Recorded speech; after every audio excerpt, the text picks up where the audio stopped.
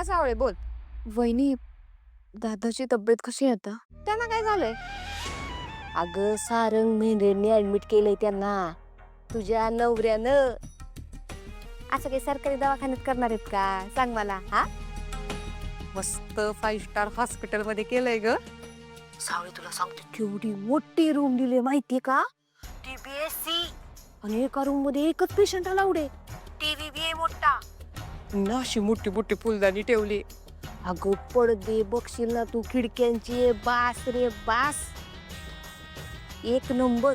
आणि अगं सारखा माणूस येतो, लादी पुसतो फ्रेशनर मारतो, लादी पुसतो फ्रेशनर मारतो. संडास बाथरूम वेगळं दिलंय आम्हाला माहितीये का? कसलं भारी हॉस्पिटल आहे बाई, सगळी तुझ्या नवऱ्याची कृपा. अगं त्याच्यामुळं किमान एवढं मोठं हॉस्पिटल पाहायला तरी मिळालं मला. मी तर म्हणते महिनाभर यांना इथंच ठेवावं. तुला माहितीये का, मी तर सलाईन बी स्लो करून ठेवले. नाही म्हणजे त्या पडक्या घरात राहण्यापेक्षा इथं राहावं ना आयुष्यभर. बरं, मी रात्री येते भेटायला. कशाला? अगं म्हणजे तू कशाला येते? मोठी स्पेशल रूम दिलेली आहे बाई.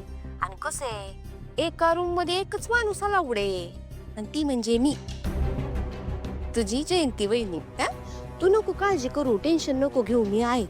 तू एक काम कर, सारंग साहेबांना म्हणावं वेळच्या वेळी आणि नियमित पैसे पाठवत जा. हा, बाकी मी सगळं बघून घेते. कसं ठेवते मी एकटी.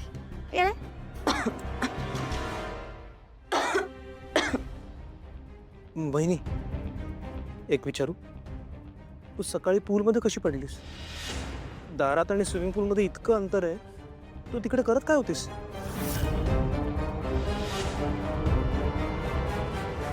सावली, हे काय चाललंय तुझं?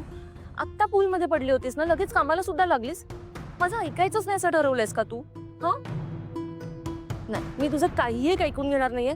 सोहम, सावलीला आत्ताच्या आत्ता तिच्या रूम मध्ये घेऊन जा लगेच.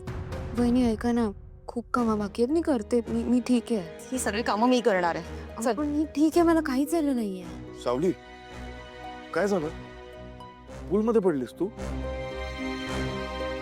दादा, तुझ्या मीटिंग्स होत्या ना? अरे कॅन्सल केली मी मीटिंग.